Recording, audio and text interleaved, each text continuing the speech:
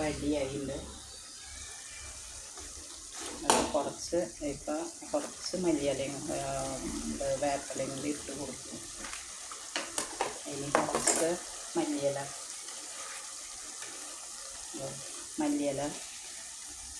ഇട്ടു. ഇനി ഇതിലേക്ക് കുറച്ച് കുരുമുളകും പൊടി ഇട്ടു. അത് നമ്മൾ വേവിച്ച് വെച്ച ചക്ക ഇതിലിട്ടതിന് ശേഷം ആണ് കുരുമുളകും പൊടി ഉണ്ട് കേട്ടോ. പിന്നെ നമ്മൾ ചെറുതായിട്ട് കൊത്തി അരിഞ്ഞ് വെച്ചിട്ടുള്ള സവാള നമ്മൾ കഴിക്കുമ്പോൾ ഇതിൻ്റെ മേലെ ഇട്ട് കൊടുക്കാം. എന്താ ഞാനിത് ചക്ക ഇത് ഫുള്ള് എടുക്കണില്ല, തോന്നുന്നുണ്ട് കേട്ടോ അതിൽ. അപ്പോൾ ഇതിലേക്ക് ഇടണം.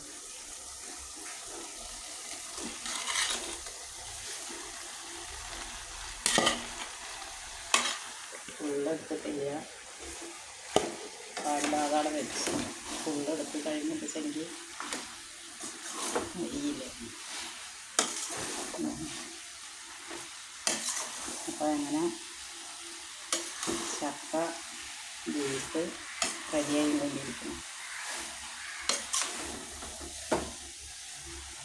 ഇതെല്ലാവരും ചക്കൊക്കെ ഉള്ളപ്പോൾ ഏകദേശമൊക്കെ ചക്ക കഴിയേണ്ട ടൈമായി. എന്നാലും ചക്കൊക്കെ ഇവിടെയൊക്കെ എപ്പോഴും ഉണ്ട് ഇഷ്ടം പോലെ. ഞങ്ങളുടെ വീട്ടിലുണ്ടുള്ള ചക്ക വരും. വെള്ളമൊന്നും കയറിയിട്ടില്ല, നല്ല അടിപൊളി ചക്ക, നല്ല കുറവാണ്. അപ്പം ഞാൻ ഇത് ചക്ക ബീഫ് ഫ്രൈ ശരിയായി കൊണ്ടിരിക്കണം. ഇനി ഇതിലേക്ക് നമ്മൾ കുറച്ച് കുരുമുളകും പൊടി ആഡ് കൊടുക്കാം. പിന്നെ മല്ലിയില,